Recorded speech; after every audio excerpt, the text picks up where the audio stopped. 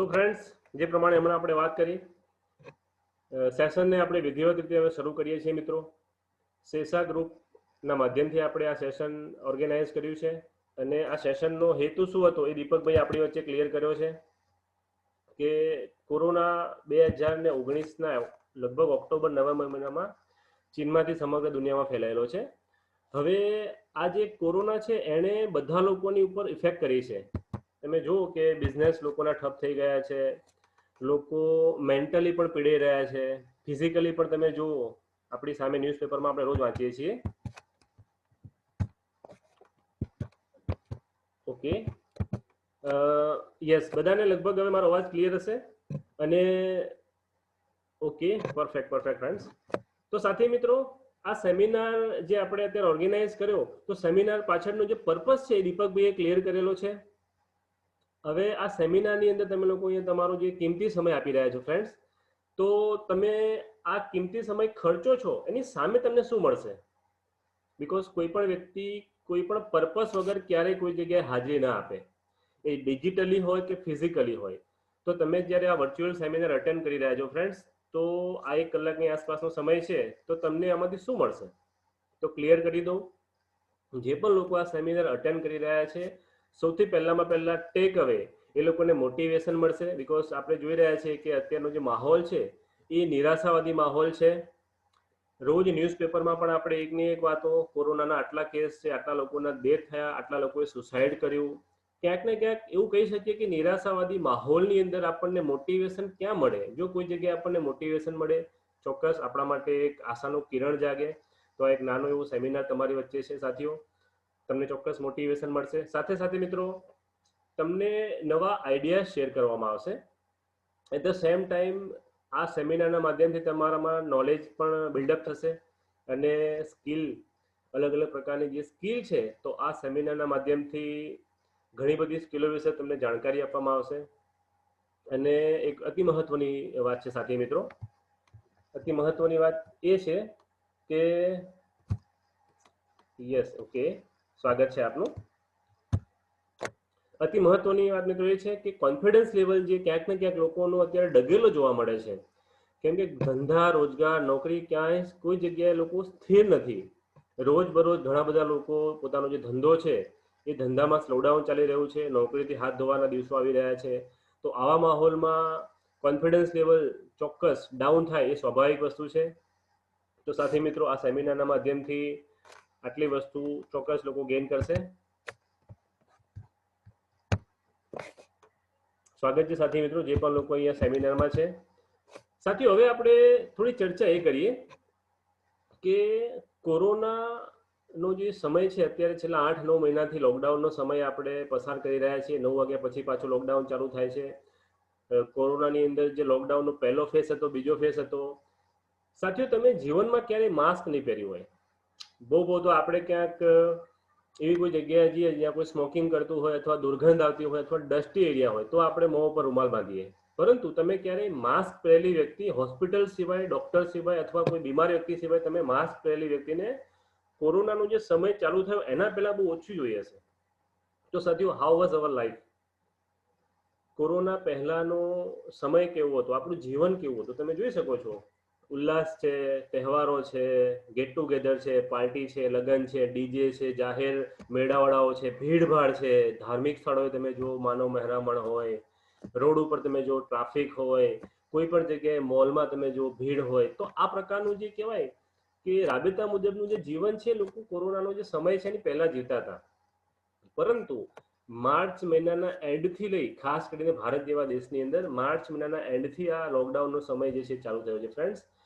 ત્યાર પછીનું આપણું જે જીવન છે સાથીઓ, એ તદ્દન બદલાઈ ગયું છે. તો કેવી રીતે? તો એ આપણે જોઈએ. તમે જુઓ કે જ્યારે કોરોનાએ આપણા દેશમાં એન્ટ્રી મારી અને લોકડાઉનનો જે તબક્કો છે ચાલુ થયો, તો તમે જો માર્ચ એન્ડિંગથી લઈને લગભગ એપ્રિલ મહિનાનો આખો મહિનો જે પણ લોકો નોકરી ધંધાના અર્થે કામકાજ માટે અલગ અલગ રાજ્યોમાં રહેતા હતા, એ લોકોને એક ડર પેસી ગયો કે હવે શું થશે. દુનિયા જાણે ઉથલફાથલ થઈ જવાની હોય એમ એક ડર પેસાડવામાં આવેલો. નો ડાઉટ એમાં પણ ખાસ કરીને ભારતીય મીડિયા, આપણે જાણીએ છીએ કે ભારતીય મીડિયા ધારે એને સિંહ બનાવી દે અને જે વ્યક્તિને ધારે એને સિંહમાંથી કૂતરું બનાવી દે. આ તાકાત ભારતીય મીડિયામાં છે અને આપણી પાસે એના મોટા મોટા ઉદાહરણો પણ છે. ઇન ફ્યુચર આપણે ચર્ચા કરશું એ વિષય ઉપર. પણ અત્યારના સમયમાં તમે જુઓ સાથી મિત્રો કે કોરોનાનો એટલો મોટો હાવ એ સમયે લોકોમાં ઘૂસી ગયો હતો કે કોઈ વ્યક્તિના ઘરે જો કોરોના હોય તો લગભગ 1 કિલોમીટર રેન્જની અંદર લોકો એન્ટ્રી પણ ના મારે. અને આવા માહોલની અંદર જે પણ લોકો રહેતા હતા એ લોકો પોતાના વતન તરફ ભાગવા લાગ્યા. તમે જોઈ શકો છો માથે 5-5, 10-10 કિલો, 20-20 કિલોની બેગ લઈને લોકો જે પણ વાહન મળે, કોઈને બસ મળે, કોઈને ટ્રેન મળે, જેને જે વાહન મળે પોતાના ઘર તરફ લોકો ભાગવા માંડ્યા. તો આ જે સમય હતો સાથી મિત્રો, આ સમયની અંદર ઘણા બધા લોકો નાસીપાસ થઈ ગયેલા. ઘણા બધા લોકોએ એ સમયમાં પણ કામ ધંધો ન હોવાના કારણે સુસાઇડ કરી લીધેલી. ઘણા બધા એવા પણ લોકો હતા સાથી મિત્રો જે લોકોનું જે મન છે એ મજબૂત હતું. તો તમે આ સ્ક્રીન ઉપર જોઈ શકો છો लॉकडाउन की दर्द भरी कहानी, 13 साल की लड़की की जुबानी. 13 વર્ષની એક છોકરી છે. આપણે આ છોકરી પાસેથી ઘણું બધું શીખવાનું છે, એટલા માટે આ સ્ક્રીન ઉપર આ છોકરીને હું લાવ્યો છું. 13 વર્ષની એક છોકરી છે જેનું નામ જ્યોતિ છે. અને આ જ્યોતિ દિલ્હીની પાસે જે ગુરુગ્રામ છે, ગુડગાંવ, ત્યાંથી એના પપ્પા જે કામ કરતા હતા એને સાયકલ ઉપર બેસાડી, કેમ કે જે તે સમયે લોકડાઉન શરૂ થયું, એકદમ કડક લોકડાઉન જેને કહેવાય, કર્ફ્યુ. તો વાહન વ્યવહાર બધો ઠપ થઈ ગયેલો. એને બસ ના મળી, કોઈ વાહન ન મળ્યું, ટ્રેન બંધ હતી. તો ગુરુગ્રામથી દરભંગા બિહારની અંદર 1350 કિલોમીટર પોતાના પપ્પાને સાયકલની પાછળ બેસાડી 8 દિવસનું અંતર કાપીએ ગુરુગ્રામથી દરભંગા પહોંચેલી સાથી મિત્રો. તો આપણે ચોક્કસ આ જે વિરાંગના બેન છે એની પાસેથી ઘણું બધું શીખવાનું છે. ઘણા બધા લોકો જીવનની બાજી હારી જતા હોય છે, જ્યારે આવી જે છોકરીઓ છે એની પાસેથી પણ આપણને મોટિવેશન મળતું હોય છે સાથીઓ. હવે લોકડાઉનનો જે સમય હતો એ જે કડક લોકડાઉન હતું સાથી મિત્રો, એ કેવું હતું અને આપણે હવે આગળના જે દિવસો છે એ આપણા માટે કેવા રહેશે એની થોડી ઘણી ઝાંખી તમારી વચ્ચે હું મૂકવા જઈ રહ્યો છું ફ્રેન્ડ્સ. તો તમે જોઈ શકો છો અહીંયા આ જેટલા પણ કટિંગ છે આપણા ગુજરાતી ન્યૂઝપેપરમાં નિષ્ણાતોએ આર્ટિકલ લખેલા છે, એના કટિંગ તમારી વચ્ચે હું મૂકી રહ્યો છું. તો તમે જોઈ શકો છો છેલ્લા 10 દિવસમાં 8 મહિલા સહિત 13 જણાએ આપઘાત કરીને જીવન ટૂંકાવ્યું. સાથીઓ, સુસાઇડના જે કિસ્સા છે એ ભારતમાં તો જાણે સુસાઇડ છે એક ફેશન બની ગઈ છે. તમારી અરસ પડોશમાં, સગાવાલામાં, મિત્ર મંડળમાં, અલગ અલગ જગ્યાએ કોઈક ને કોઈક વ્યક્તિ એ સુસાઇડ કરી એવા સમાચાર તમને દર અઠવાડિયે મળતા હશે. ન્યૂઝપેપરમાં આપણે રોજ વાંચીએ છીએ, પણ આપણી આજુબાજુમાં પણ રોજ સાંભળીએ છીએ આપણે. 2016ના આંકડાઓ શું કહે છે? દર લાખે 16 લોકો સુસાઇડ કરતા હતા. આ બહુ ગંભીર આંકડા છે મિત્રો. દર લાખે ભારતની અંદર તમે જુઓ કે 16.5 લોકો સુસાઇડ કરતા હતા. જે વર્તમાન જે આંકડો છે, જે ગૂગલ કહે છે 146 ગણો આંકડો છે એ બાઉન્સ થયો છે, એટલો હાઈક થયો છે. એનો મતલબ કે ભારતની અંદર સુસાઇડના જે કેસ છે એ એકદમ મોટા પ્રમાણમાં વધી રહ્યા છે સાથીઓ. અને 2 દિવસ પહેલા તમે જો ન્યૂઝપેપરમાં એક બિઝનેસમેને આર્થિક નુકસાન જતા સુસાઇડ કરી લીધું. તો આ બધા જે ન્યૂઝ છે આપણા માટે ખરેખર ડિમોટિવેટેડનું ન્યૂઝ છે. અને આમાંથી આપણે બહાર કેવી રીતે આવવું? તમે જુઓ ખેડૂતોની સાથે સાથે મજૂરો પણ સુસાઇડ કરી રહ્યા છે. કેમ કે આ જે સેશન જે છે આપણે ગોઠવ્યું છે એ લોકોને મોટિવેશન મળે એના માટે ગોઠવ્યું છે. પરંતુ વર્તમાન સમયની જે વાસ્તવિકતા છે આપણી સામે, જે ન્યૂઝપેપરમાં આવે છે, એને પણ આપણે આ ખાડા કાન ક્યારેય ન કરવા જોઈએ. તમે જુઓ ગુજરાતમાં 350 લોકોએ કોલ કરીને આત્મહત્યાની ઈચ્છા વ્યક્ત કરી. આ શું કહેવા માંગે સાથી મિત્રો? લોકોને માત્ર ને માત્ર આર્થિક સમસ્યા નથી, આર્થિક સમસ્યાની સાથે સાથે બીજી ઘણી બધી સમસ્યાઓ છે. તો એ પણ આપણે આગળ જતા જોઈશું આ સેશનના અંતમાં. અને સાથીઓ બીજી વાત, આ સેશન ગમે ત્યારે જો ડિસ્કનેક્ટ થઈ જાય તો ચોક્કસ ફરી વખત આપણે જોડીશું. ત્યારબાદ તમે જુઓ કોરોનાથી ગરીબી વધશે. 2030 સુધીની અંદર ગરીબોની સંખ્યા તમે જુઓ કે 100 કરોડને પાર થઈ જશે. કોરોના મહામારીના કારણે દેશમાં બેરોજગારીનું ભયાવહ ચિત્ર આપણે જાણીએ છીએ કે લોકોની જે નોકરી ધંધા છે ઠપ થઈ ગયા છે. ઘણા બધા બિઝનેસ સાથીઓ એવા બધા છે, ઘણા બધા એવા બિઝનેસ છે જેની અંદર અત્યારે ભયંકર મંદી ચાલી રહી છે. તો આ વસ્તુ આપણે જાણવી રહી.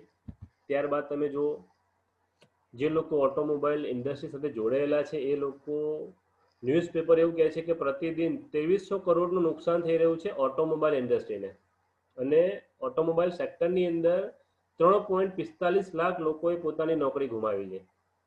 હવે આપણે કરવાનું શું આની અંદર? ચોક્કસ આ તો આ બધી સમસ્યાઓ છે, તો સમસ્યાનું સમાધાન શું? તો આ વિષય ઉપર આપણે ચર્ચા કરીશું સાથી મિત્રો.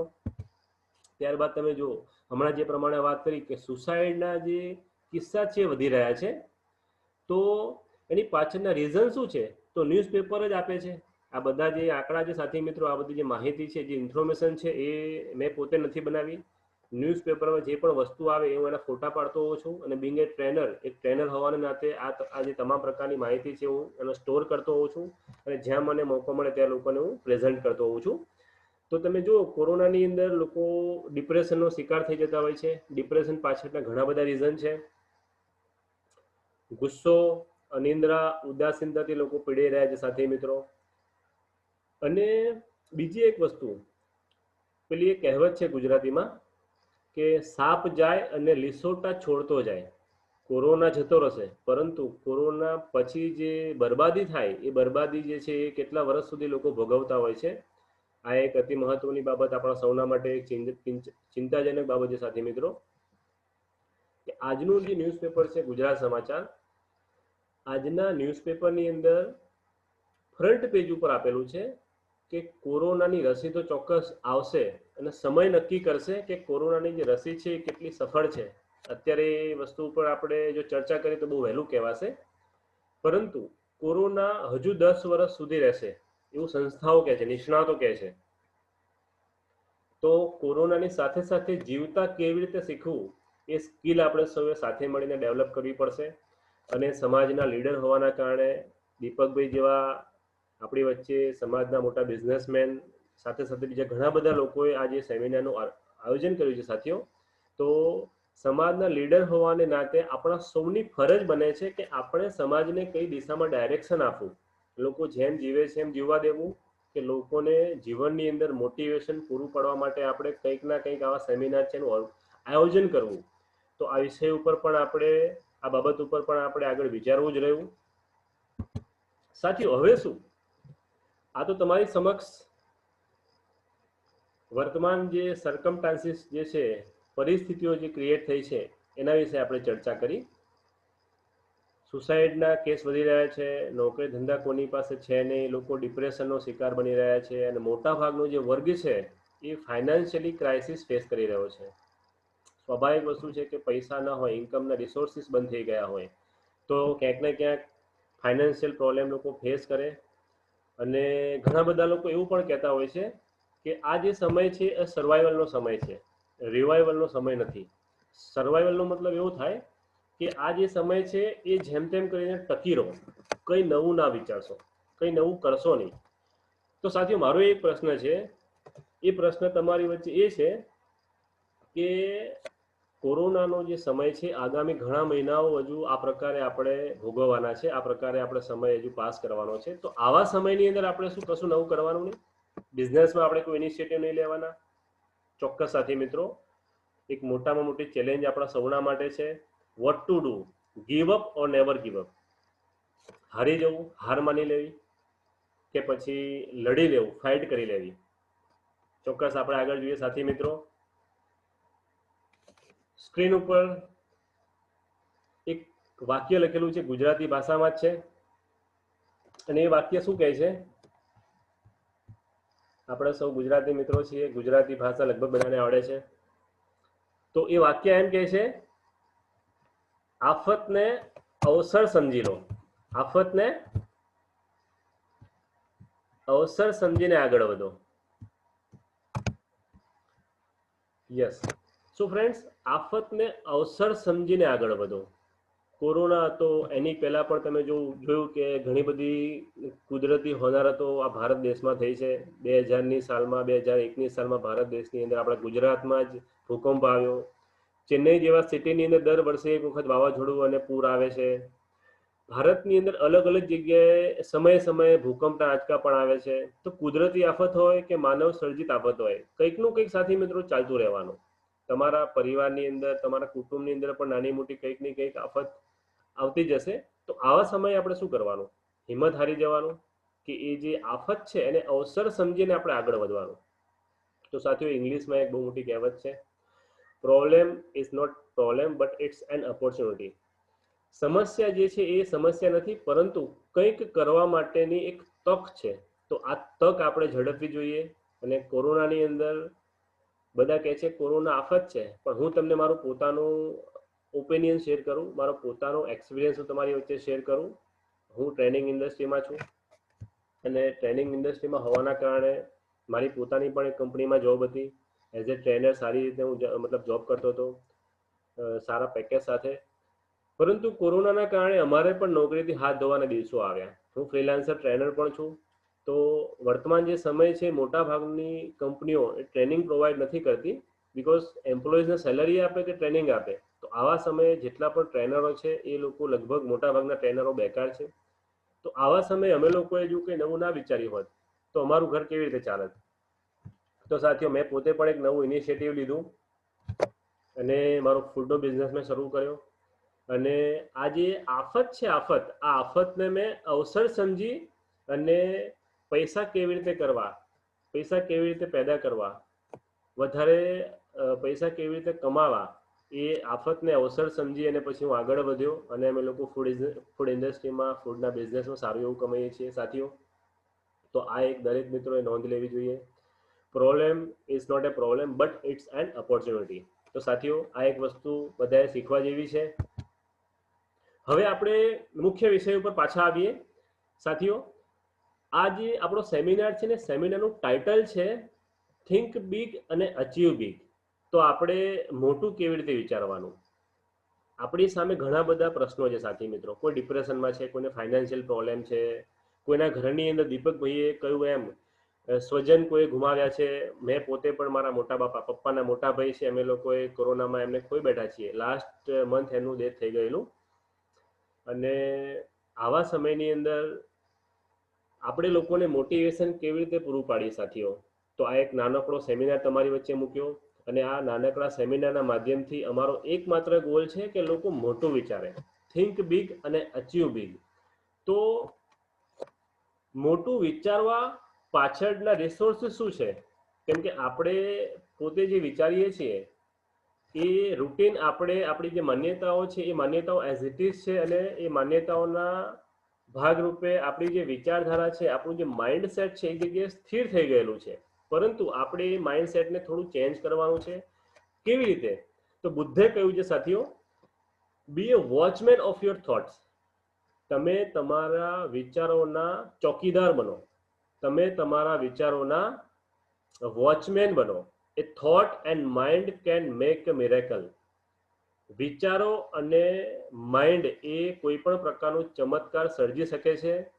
અને આપણે કરવાનું કશું જ નથી. વર્તમાન જે સર્કમસ્ટાન્સીસ ક્રિએટ થયેલા છે, આ સર્કમસ્ટાન્સીસને આપણે આપણા માઇન્ડ દ્વારા, આપણા વિચારો દ્વારા બદલવાના છે. એનું રીઝન છે સાથી મિત્રો, દિવસ દરમિયાન મનુષ્યને અંદાજે 50 થી 60 હજાર વિચારો આવતા હોય છે. અને 50 થી 60 હજાર જે વિચારો છે, એ મોટા ભાગના જે વિચારો છે એ નેગેટિવ વિચારો છે સાથીઓ.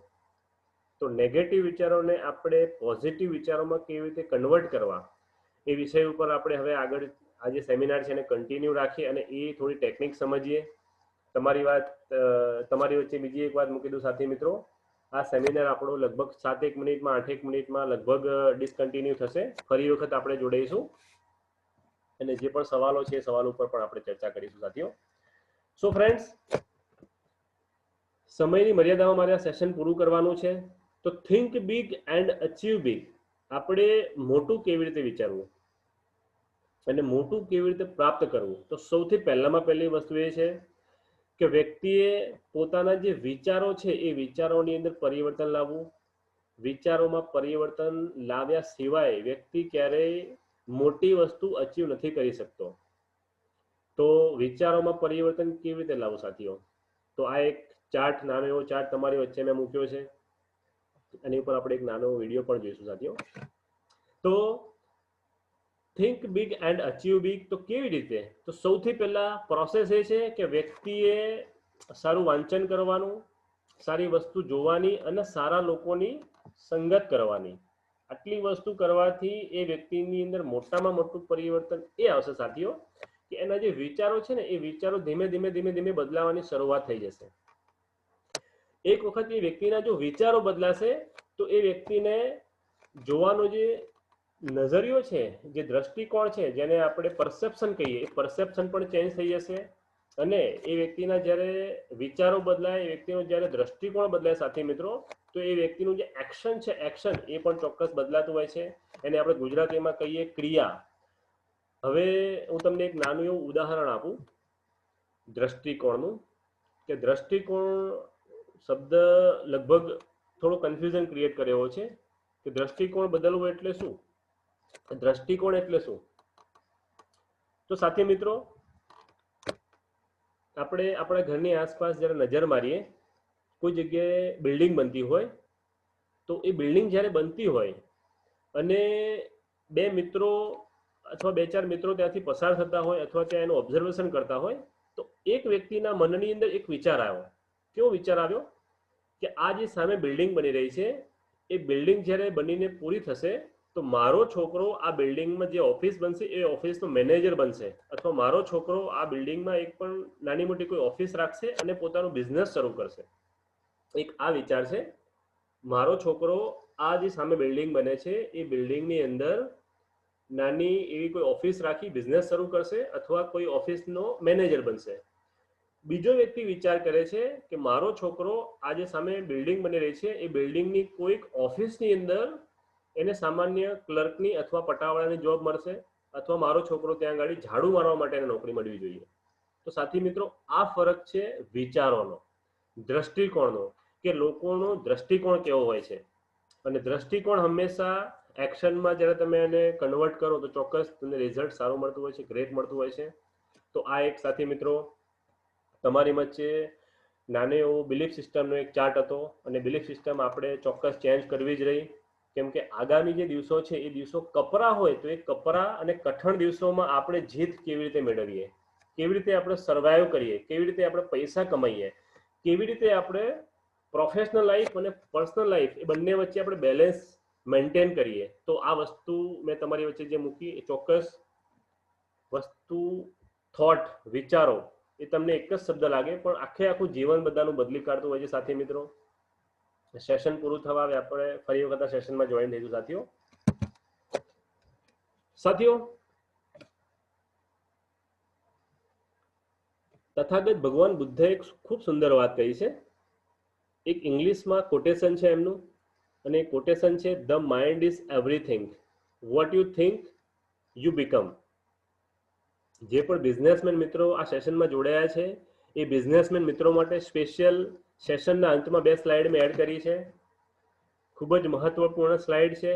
એ સ્લાઇડને સમજવા માટે પહેલા આપણે આ વસ્તુ ચોક્કસ સમજવી રહી. પોતાનું જે થોટ છે, માઇન્ડસેટ છે, એ આપણે ચેન્જ કરવું રહ્યું.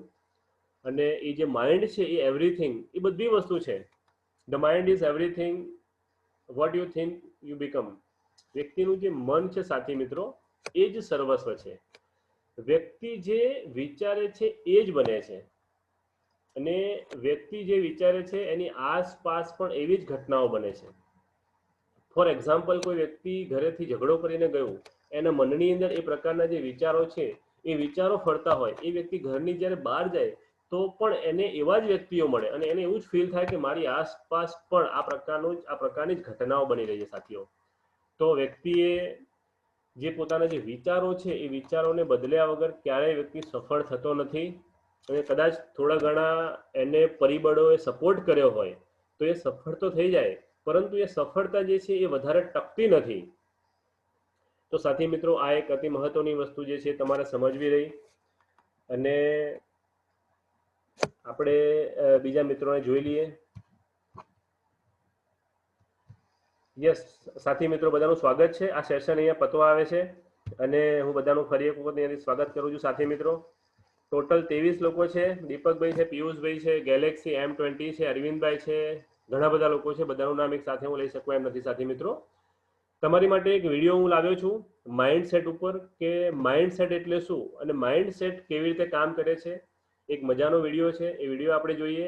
ત્યારબાદ જે લોકો બિઝનેસ સાથે જોડાયેલા છે એ બિઝનેસમેનોએ અત્યારના સમયમાં શું ધ્યાન રાખવું, કેવી રીતે ધ્યાન રાખવું અને આગળના દિવસોમાં કયા નવા ઇનિશિયેટિવ લેવા, એ વિષય ઉપર આપણે 10 મિનિટ 15 મિનિટ વાત કરશું. ત્યારબાદ આપણે આ સેશનને પૂરું કરીએ પહેલા 5 મિનિટ કે 10 મિનિટ આપણે પ્રશ્નોત્તરી માટે રાખીશું. તો સાથી મિત્રો, તમામ મિત્રોને વિનંતી છે કે આ જે સેશન છે અહીંયા આપણે પૂરું કરવા જઈ રહ્યા છીએ અને આપ લોગ જે પણ તમને આઈડી અને પાસવર્ડ આપવામાં આવ્યો છે એ આઈડી અને પાસવર્ડ નાખી અને ફરી વખત આ સેશનમાં તમે લોકો જોડાઓ એવી મારી તમામને નમ્ર વિનંતી છે. Thank you.